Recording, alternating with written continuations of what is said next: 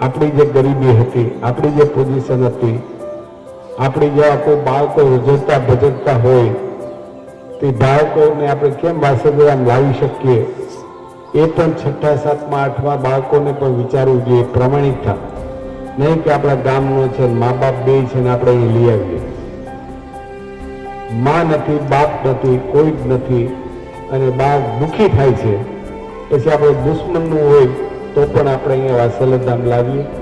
એ પણ આપણો એક સમૂહ ખેતી કહેવાય અને સમૂહ શક્તિ કહેવાય, સમૂહ વિચાર કહેવાય.